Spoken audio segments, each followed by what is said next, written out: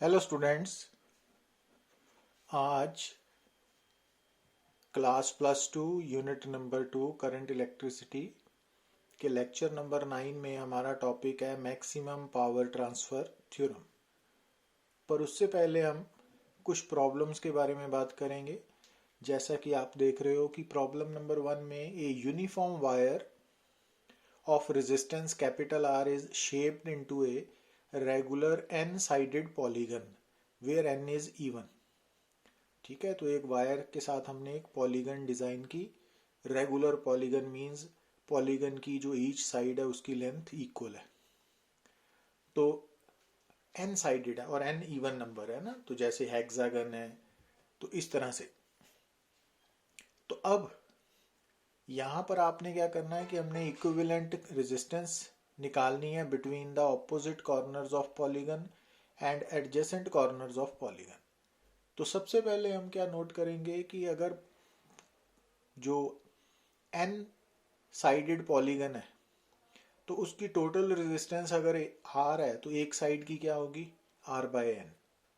अब यहां देखिए आप कि जो एफ और सी है ये ऑपोजिट कॉर्नर्स है ना, तो इट मीन्स अगर टोटल साइड्स एन है, एन इवन नंबर है, तो एन बाय 2 साइड्स ऊपर हैं, एन बाय 2 साइड्स नीचे हैं।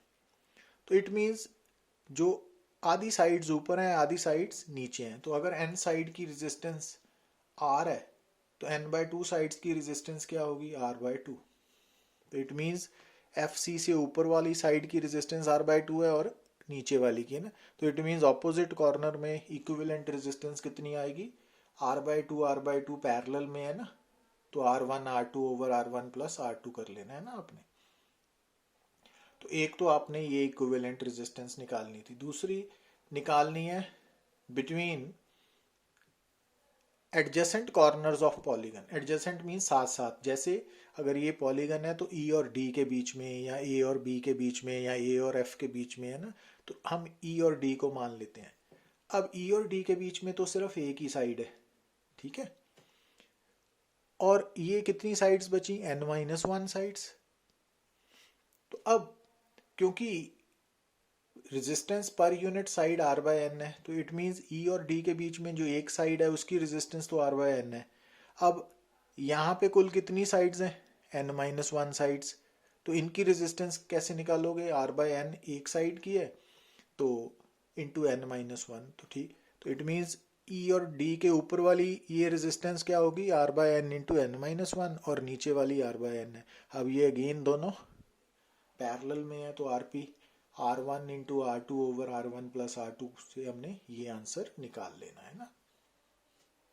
Got it. अब तो ये प्रॉपर आंसर आ गया। अब प्रॉब्लम 2 में क्या देखिए आप कि हमें क्या गिवन है, एक सेल है जिसका ईएमएफ है कैपिटल ई, इंटरनल रेजिस्टेंस है स्मॉल आर, और ये जो सेल है ना, जब ये एक्सटर्नल रेजिस्टेंस 12 ओम के साथ कनेक्टेड है तो करंट प्रोवाइड कर रहा है 0.5 एम्पियर, मींस सेल डिस्चार्ज हो रहा है ना। और जब यही सेल एक्सटर्नल रेजिस्टेंस 25 ओम के साथ कनेक्टेड है तो करंट सप्लाई कर रहा है 0.25 एम्पियर। तो हमने एक तो इस सेल की इंटरनल रेजिस्टेंस, दूसरा ईएमएफ निकालनी है। तो अब यहाँ पे फार्मूला आप क्या अप्लाई कर सकते हो कि एक तो टर्मिनल वोल्टेज है ई माइनस आई आर जब सेल डिस्चार्ज हो रहा है, और वी की वैल्यू कैपिटल आई आर है ना, तो यहाँ पे सब्सिट्यूट करके तो ये इक्वेशन नंबर 1 बन गई।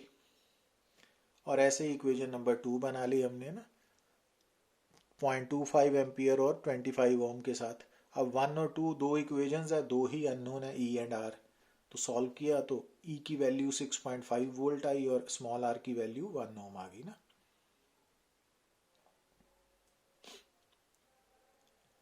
अब प्रॉब्लम नंबर 3 में आप देख रहे हो कि एक वोल्ट मीटर है जिसकी रेजिस्टेंस है 990 ohm, is connected across a cell of EMF 3 volt and internal resistance 3 ओम।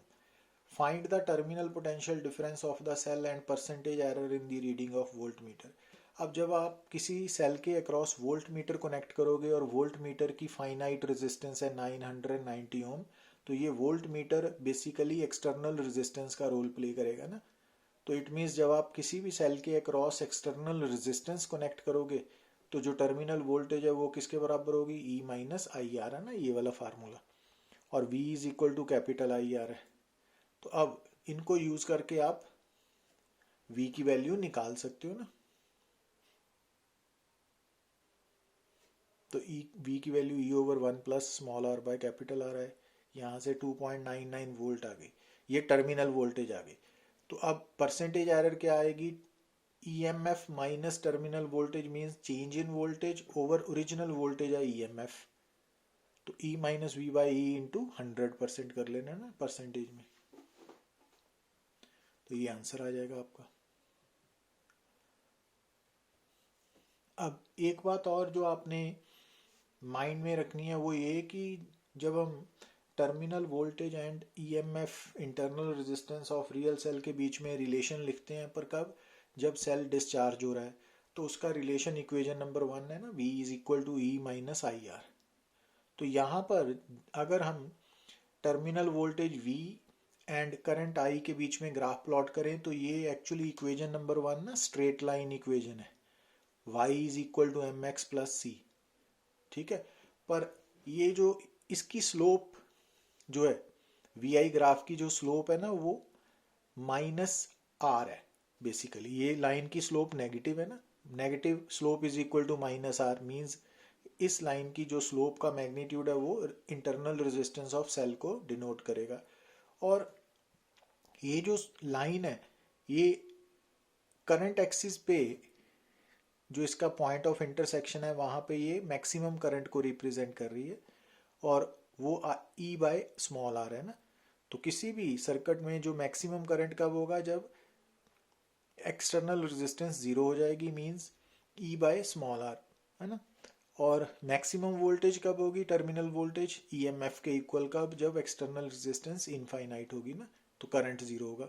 तो ये बातें हमने ऑलरेडी डिस्कस की हुई हैं। तो इट मीन्स आगे से अगर आपके सामने किसी भी सेल के लिए terminal voltage V and current graph plot किया हो, तो उस ग्राफ की जो स्लोप है वो इंटरनल रेजिस्टेंस के इक्वल है, उस ग्राफ की जो इंटरसेप्ट है ऑन करंट एक्सिस वो I मैक्सिमम है, और कितना है, EMF बाय इंटरनल रेजिस्टेंस के, और इस ग्राफ के ऊपर जो इंटरसेप्ट है ऑन वोल्टेज एक्सिस या टर्मिनल वोल्टेज एक्सिस, तो वो EMF के इक्वल है। ठीक है, तो अब इस इंफॉर्मेशन को आप इस न्यूमेरिकल में अप्लाई कर सकते हो। तो इस न्यूमेरिकल में आपको रियल सेल के लिए एक VI ग्राफ दिया हुआ है, और ये वोल्टेज एक्सिस पे 1.4 वोल्ट है, तो इट मीन्स ये EMF ऑफ सेल है ना, और ये वाली वैल्यू मैक्सिमम करंट है कितना, E बाय आर। ठीक है ना, तो ये E है, ये E बाई आर है, I मैक्सिमम। तो I मैक्सिमम भी गिवन है, और E बाय आर अप्लाई करके यहाँ से आप small resistance, internal resistance of cell को निकाल सकते हो ना। तो ये इंफॉर्मेशन आपको, कंसेप्ट अगर आपके क्लियर हैं तो इजी हो जाएगा सॉल्व करना। अब यहां देखिए आप कि प्रॉब्लम नंबर 5 में आपको एक सर्किट गिवन है ना। अब इस सर्किट में जो सब रेजिस्टेंसेस हैं वो तो इक्वल है मैग्नीट्यूड में ना वैल्यूज, मगर हमने एक तो इक्विवेलेंट रेजिस्टेंस निकालनी है A एंड B टर्मिनल्स में, और दूसरी बार निकालनी है A एंड C में। ठीक है, अब इसको सॉल्व करने के लिए आपको जो इनिशियली स्टेप्स फॉलो करने पड़ेंगे कि आप क्या देख रहे हो कि ये जो सर्किट है, अगर हमने A और B के बीच में इक्विवेलेंट रेजिस्टेंस निकालनी है, तो हमने मान लिया कि हम A और B के बीच में एक बैटरी कनेक्ट कर देते हैं ना, कर दी, नजर आ रही है ना आपको। अब ये जो बैटरी है वो सर्किट को करंट सप्लाई करेगी, कितना, I। अब ये हमने small a, small b, small c, small d junctions show कर दिए ना।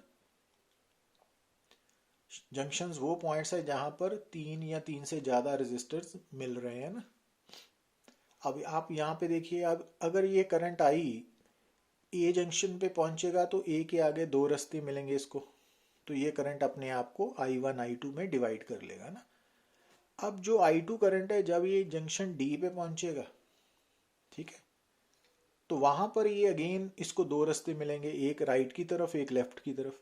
मगर अगर आप ध्यान से देखिए तो जो लेफ्ट की तरफ है ना रास्ता, वो आगे से ओपन है, ओपन। तो जो रेजिस्टेंस ओपन हो, जिसका एक एंड कनेक्टेड ना हो, तो उसमें करंट पास नहीं कर सकता ना। इट मीन्स जो I2 करंट है ना वो डी पे पहुंच के राइट की तरफ चला जाएगा, वो लेफ्ट की तरफ नहीं जा पाएगा। इट मीन्स इस रेजिस्टेंस में कोई करंट नहीं है ना, तो इसको हम रिमूव कर देंगे, ठीक है। अब जब ये करंट सी तब पहुंचेगा तो अगेन सी पे आके इसको डिवाइड होना पड़ेगा ना। तब अगर ये सी पे डिवाइड होगा तो अगेन यहाँ इस तरफ नहीं जा पाएगा। क्यों नहीं जा पाएगा? क्योंकि इस रेजिस्टेंस के आगे भी ओपन है ना, तो ये करंट, तो इट मीन्स ये जो दोनों रेजिस्टेंसेज हैं इनको रिमूव कर देना है ना। तो इनको रिमूव करने के बाद हमारे पास सर्किट क्या बचेगा? ये रिमूव करने के बाद ये वाला सर्किट बच गया ना एक्चुअली, ठीक है। तो अब जब आप ए से कैपिटल बी की तरफ मूव करोगे तो स्मॉल ए से स्मॉल बी की तरफ एक रास्ता तो पाथ नंबर 1 ये वाला है, और दूसरा ये पाथ है ना, ये वाला पाथ। तो इस पाथ नंबर 2 पे तीनों रेजिस्टेंसेस सीरीज में है। तो सबसे पहले हम इनकी इक्विवेलेंट रेजिस्टेंस निकालेंगे 3R। अब पाथ 1 और 2 की रेजिस्टेंसेस आपस में पैरेलल में है, तो ये वाली ना 3/4R। अब ये तीनों सीरीज में है, तो आंसर आ गया ना।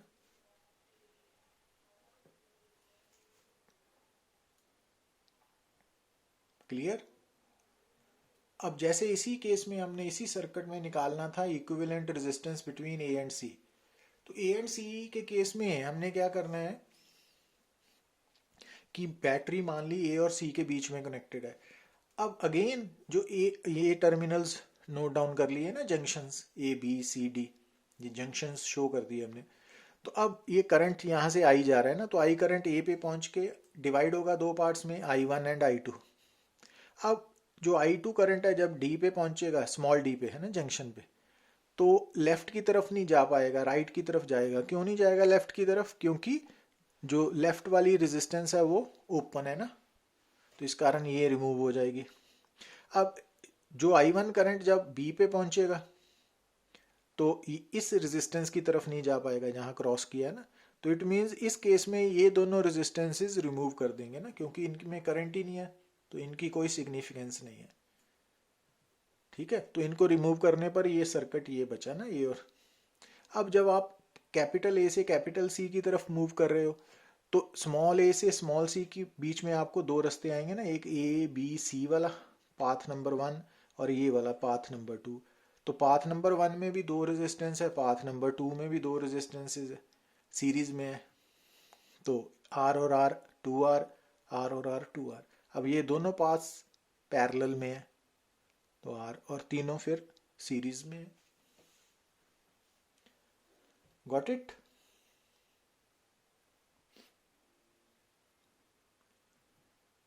अब प्रॉब्लम नंबर 6 में आपको क्या दिया हुआ है कि एक इलेक्ट्रिक मोटर है। जो मोटर होती है ना उसकी इनपुट है इलेक्ट्रिक एनर्जी और आउटपुट है मैकेनिकल एनर्जी। तो किसी भी मोटर की जो एफिशिएंसी है वो output mechanical energy over input electric energy है पर सेकंड, है ना। तो पावर जिसको बोल सकते हैं ना, output mechanical power over input electric power, तो पावर है एनर्जी पर सेकंड। और दूसरी तरफ जो मोटर है उसको कितनी इनपुट में इलेक्ट्रिक एनर्जी मिल रही है पर सेकंड, तो वो हम कैलकुलेट कर सकते हैं कि मोटर की वोल्टेज एंड करंट को मल्टीप्लाई करके ना VI से। तो 600 वॉट है इस मोटर की इनपुट इलेक्ट्रिक पावर, जिसको इलेक्ट्रिक एनर्जी पर सेकंड लिखा हुआ है ना हमने। और एफिशिएंसी है आउटपुट मैकेनिकल एनर्जी पर second over input electric energy पर सेकंड। अब आपको एफिशिएंसी इसकी कितनी दी हुई है? 30%, जिसको आप 0.3 लिख सकते हो। तो वहां से, और इनपुट इलेक्ट्रिक एनर्जी हमने पर सेकंड कैलकुलेट कर ली है 600, तो वहां से आउटपुट मैकेनिकल पावर कितनी आ गई इसकी? 180 वॉट।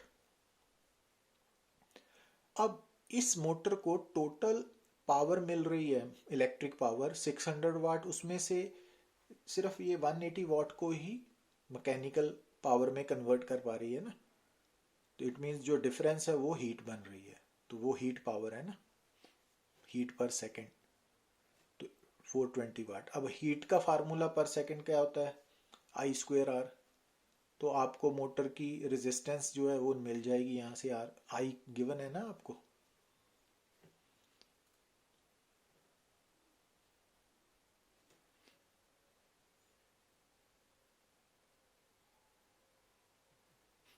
अब प्रॉब्लम नंबर 7 में आप देखिए आपको क्या गिवन है, 3 equal resistances connected in series across a source of EMF consume 20 watt। तो 3 रेजिस्टेंसेस सीरीज में है, बराबर वैल्यूज हैं। ये EMF वैल्यू मान ली E। तो अब इन तीनों का इक्विवेलेंट रेजिस्टेंस होगी 3R। EMF E है तो करंट हो गया I कितना हो गया E/3R, है ना। अब इस करंट के कारण यहाँ पे कितनी हीट पैदा होगी 3R में, तो I²R है ना। अब यहाँ पे I² इंटू 3R लिखना आपने, क्योंकि टोटल रेजिस्टेंस जो है वो 3R है ना इसकी। तो ये कितना बन गया, तो अब I की वैल्यू यहाँ से E/3R यहाँ सब्सिट्यूट की, तो ये बन गया E²/3R। और ये पावर है, ये हमें 20 वाट दी हुई है ना सीरीज में जो टोटल पैदा हो रही है, तो ये बन गई। अब वो बोल रहा है कि if the same resistors are connected in parallel, तो अगर इन तीनों को पैरेलल में कनेक्ट करके सेम सोर्स के साथ कनेक्ट करें, तो अब तीनों पैरेलल की इक्विवेलेंट रेजिस्टेंस होगी R/3। तो सर्किट में करंट होगा I' टोटल करंट, तो I' क्या होगा E/R/3 is equal to this one. अब यहाँ पे हीट कितनी पैदा होगी I' करंट के कारण, तो वो होगी I' इंटू R/3 है ना यहाँ पे। अब I' की वैल्यू अगर आप 3/R से यहाँ सब्सिट्यूट करेंगे तो वो बन गई 3E²/R है ना, सॉल्व करके।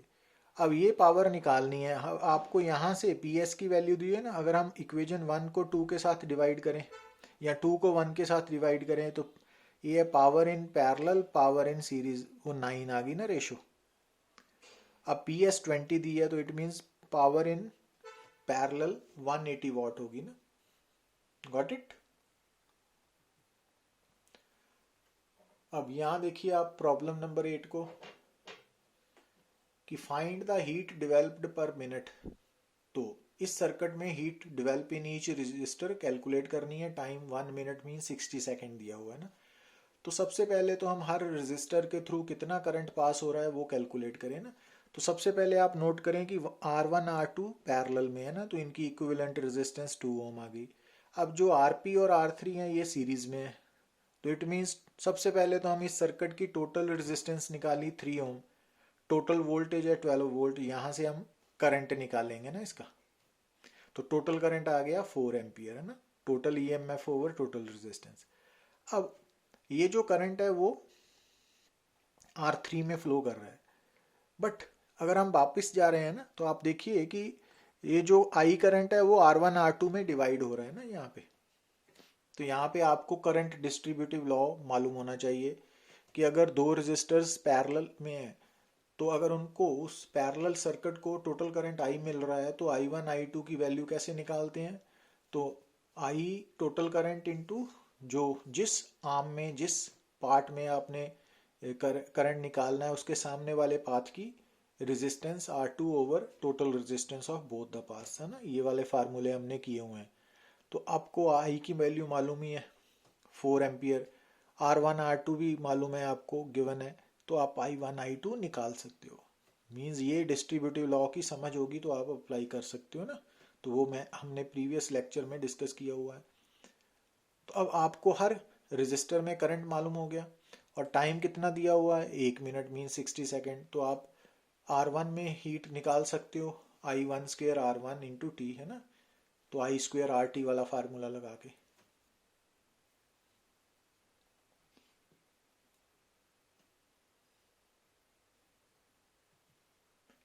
अब प्रॉब्लम नंबर 9 देखिए आप।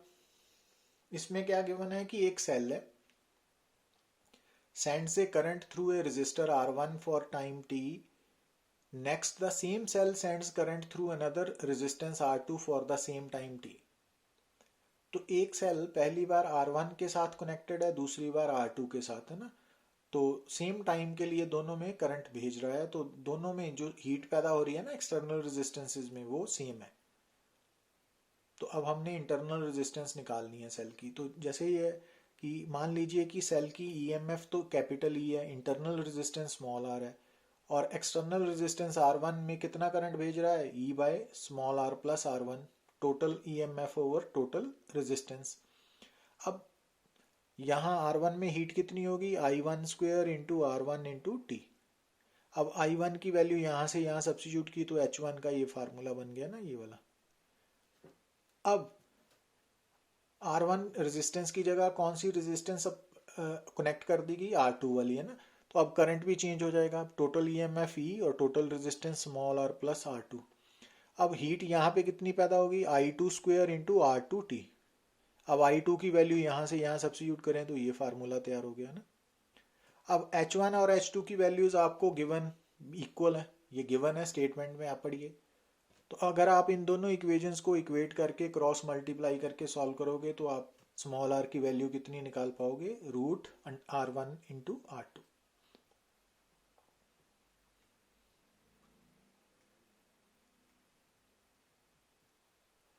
अच्छा, अब हम बात करने जा रहे हैं मैक्सिमम पावर ट्रांसफर थ्योरम की। इसमें आप बात समझिए कि मान लीजिए कि आपके सामने एक सर्किट है जिसकी इक्विवेलेंट ईएमएफ ई है और इंटरनल रेजिस्टेंस स्मॉल आर है, और इस सर्किट की जो एक्सटर्नल रेजिस्टेंस है वो कैपिटल आर है ना।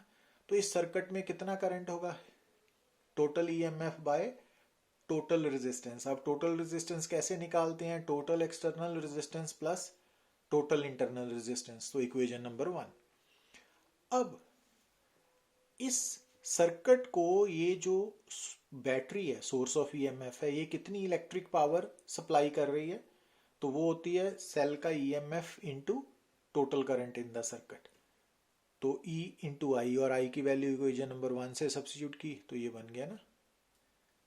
अब ये जो बैटरी या सोर्स ऑफ ईएमएफ है, ये सर्किट को मैक्सिमम पावर कितनी सप्लाई कर सकती है, तो क्योंकि किसी भी सोर्स ऑफ ईएमएफ की जो ईएमएफ है वो भी फिक्स है और इंटरनल रेजिस्टेंस भी फिक्स मानते हैं ना, तो इट मीन्स वो एक्सटर्नल रेजिस्टेंस पे डिपेंड करेगी। और आप ध्यान से देखिए कि ये पीई मैक्सिमम कब होगा, जब डिनोमिनेटर मिनिमम होगा। अब डिनोमिनेटर में स्मॉल आर तो फिक्स्ड है और कैपिटल आर मिनिमम हो सकता है 0। तो जब कैपिटल आर 0 होगा तो डिनोमिनेटर मिनिमम हो जाएगा ना, और जब डिनोमिनेटर मिनिमम होगा तो PE electric power supplied by the battery to the circuit वो मैक्सिमम होगी ना। तो इट मीन्स कोई भी source of EMF external circuit को मैक्सिमम पावर कब सप्लाई करेगी, जब उस सर्किट की एक्सटर्नल रेजिस्टेंस 0 हो, मींस शॉर्ट सर्किट हो।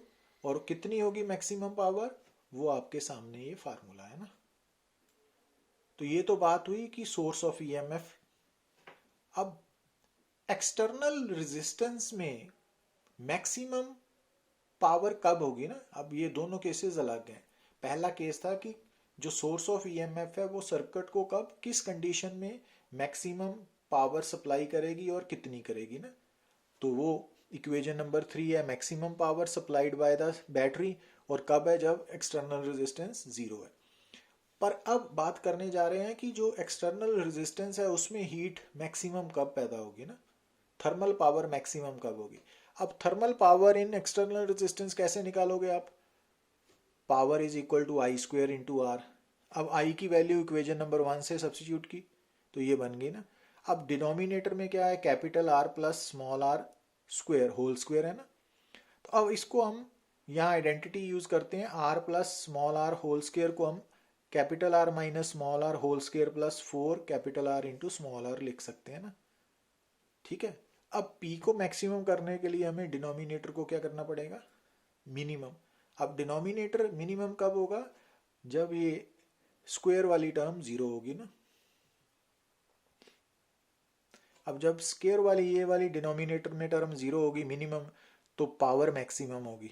और इसका 0 होना मीन्स ये कब 0 होगी, जब एक्सटर्नल रेजिस्टेंस और इंटरनल बराबर होंगे ना। और जब external resistance and internal resistance बराबर होंगे तब एक्सटर्नल रेजिस्टेंस में मैक्सिमम थर्मल पावर जनरेट होगी। और मैक्सिमम पावर कितनी जनरेट होगी, वो इस फार्मूला से ई स्क्वेयर बाय 4r होगी ना। और इस थ्योरम को हम बोलते हैं मैक्सिमम पावर ट्रांसफर थ्योरम।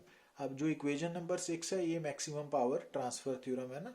और ये क्या शो कर रही है कि किसी भी गिवन रेजिस्टर में पावर मैक्सिमम, अगर आप चाहते हो कि एक्सटर्नल सर्किट में maximum power thermal power generate हो तो उसके लिए एक्सटर्नल रेजिस्टेंस की वैल्यू इंटरनल रेजिस्टेंस के इक्वल होना ज़रूरी है। और अगर आप चाहते हो कि जो सोर्स ऑफ ईएमएफ है वो मैक्सिमम इलेक्ट्रिक एनर्जी सर्किट को सप्लाई करे तो उसके लिए जो एक्सटर्नल रेजिस्टेंस है उसका ज़ीरो होना ज़रूरी है ना। तो दोनों में डिफरेंस है, तो ये आपको डिस्टिंग्विश करके चलना पड़ेगा। अब आगे हम बात करने जा रहे हैं कि यहाँ पे ना आप एक टर्म यूज करोगे अनआइडेंटिकल मीन्स वो सेल्स, अनआइडेंटिकल सेल्स मीन्स कि जिनका ईएमएफ इंटरनल रेजिस्टेंस अलग अलग है। तो आप यहाँ स्क्रीन पर टर्मिनल्स ए एंड बी के बीच में दो सेल्स देख रहे हो ना। एक सेल का ईएमएफ है E1, दूसरे का है E2, पहले की रेजिस्टेंस है इंटरनल R1, दूसरे की है R2। अब ये जो दो सेल्स हैं ए और बी के बीच में कनेक्टेड हैं और एक ही पाथ पे है ना, ए और बी के बीच में एक ही सिंगल पाथ पे दो सेल्स कनेक्टेड हैं, तो ये सीरीज में है, ठीक है ना। और जब आप ए से बी की तरफ शिफ्ट हो रहे हो तो पहले रास्ते में आपको फर्स्ट सेल के साथ एनकाउंटर होगा ना आपका। तो क्या नोट करोगे आप, जब आप कैपिटल ए से कैपिटल बी की तरफ आगे बढ़ रहे हो तो आप फर्स्ट सेल के पॉजिटिव टर्मिनल से नेगेटिव की तरफ जा रहे हो ना, higher potential to lower potential. और फिर दूसरे सेल में भी ऐसा ही है, पॉजिटिव टू नेगेटिव। तो जब दो या दो से ज्यादा सेल्स सीरीज में हो और एक तरफ जाने पर सेम ऑर्डर मेंटेन हो रहा है ना, यहाँ पे positive to negative, positive to negative, positive to negative, तो इनको कहते हैं कि ये सारे सेल्स सेम ऑर्डर में है। तो सेम ऑर्डर का मतलब कि सीरीज में जितने भी सेल्स कनेक्टेड हैं तो एक पर्टिकुलर डायरेक्शन में ट्रेवल करने पर यहाँ पोटेंशियल फॉल करेगा या राइज। यहाँ पे ए से बी जाने पर क्या होगा, चाहे आप ए से बी जा रहे हैं और पहला सेल मिला तब भी पोटेंशियल फॉल हो रहा है ना, क्योंकि आप higher potential to lower potential की तरफ मूव कर रहे हो, और ऐसे ही हायर टू लोअर कर रहे हो ना। तो ये सेम ऑर्डर में सेल्स हैं। अब मान लीजिए कि ये जो दो सेल्स हैं सीरीज में है, सेम ऑर्डर में है, तो ये सर्किट को कितना करंट सप्लाई कर रहे हैं, कैपिटल आई, ठीक है। अब इस केस में क्योंकि आपको बताया था कि इस सेल में भी और इस सेल में भी जो करंट है ना वो पॉजिटिव टर्मिनल से बाहर आ रहा है ना, तो इट मींस इस केस में ये दोनों सेल्स ही डिस्चार्ज हो रहे हैं ना, ठीक है। तो जब भी इलेक्ट्रिक करंट किसी भी सेल के पॉजिटिव टर्मिनल से बाहर आएगा तो वो दोनों सेल्स डिस्चार्ज हो रहे हैं ना। अब ए से लेके सी तक अगर हम पहले सेल के अक्रॉस टर्मिनल वोल्टेज निकालें तो वो कितनी आएगी, VAC, क्योंकि पहला सेल भी डिस्चार्ज हो रहा है तो EMF minus current into internal resistance, और दूसरा सेल भी डिस्चार्ज हो रहा है तो C और B के बीच में भी terminal voltage E2 minus IR2 होगी ना। अब A और B के बीच में टोटल टर्मिनल वोल्टेज कितनी है, AC और C, इन दोनों का सम है ना, तो ये बन गई ना इक्वेशन नंबर 3।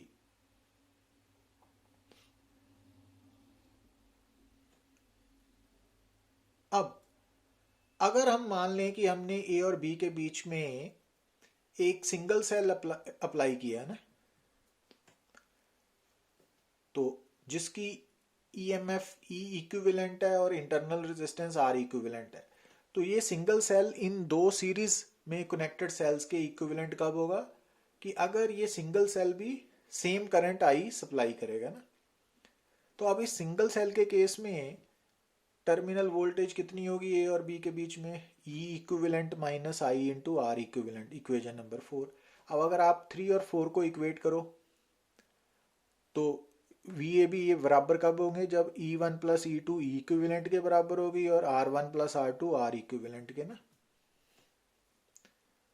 तो इसका मतलब ये हुआ, जो अल्टीमेट कंक्लूजन है वो ये कि अगर आपके सामने दो सेल्स सीरीज में है, सेम ऑर्डर में है, तो टोटल EMF जो इक्विवेलेंट EMF है उन दोनों के EMF के सम के इक्वल होगा, और total equivalent internal resistance R1 plus R2 के बराबर होगी ना।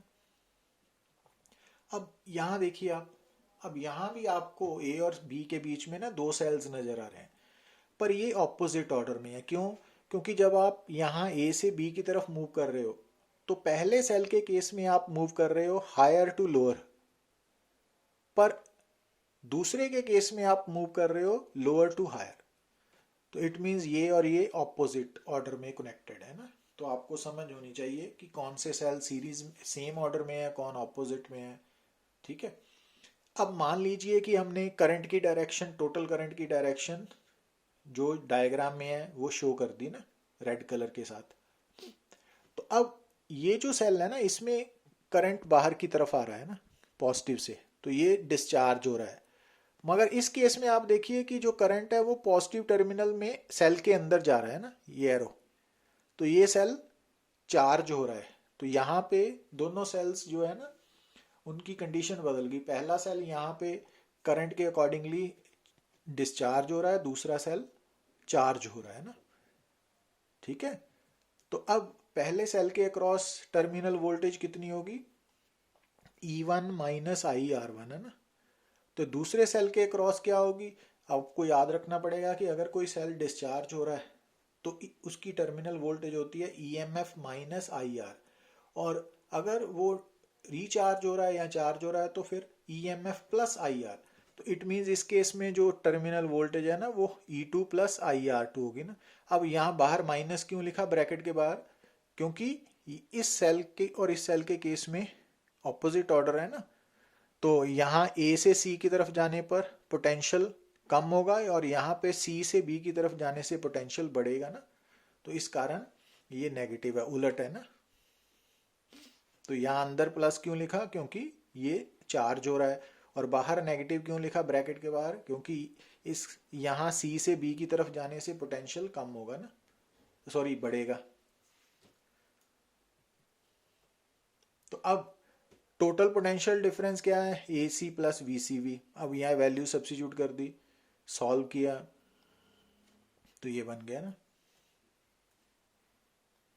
और अब अगर मान लें कि ए और बी के बीच में इक्विवेलेंट ईएमएफ ये है, इक्विवेलेंट इंटरनल रेजिस्टेंस ये है, तो अब इसके अकॉर्डिंगली वी ए बी क्या होना चाहिए? दिस वन है ना। अब इक्वेशन नंबर 4 और 3 को अगर कंपेयर करो तो वी ई इक्विवेलेंट कितना आएगा? E1 माइनस E2 और are equivalent R1 plus R2। तो आपने क्या सीखा कि अगर सीरीज में दो सेल्स हैं तो उनकी जो इक्विवेलेंट इंटरनल रेजिस्टेंस है वो तो हमेशा R1 प्लस R2 ही होगी, पर जो इक्विवेलेंट ईएमएफ है उसमें फर्क कैसे आएगा कि अगर सीरीज में दोनों सेल्स सेम ऑर्डर में है तो E1 प्लस E2, और अगर ऑपोजिट ऑर्डर में है तो फिर E1 माइनस E2।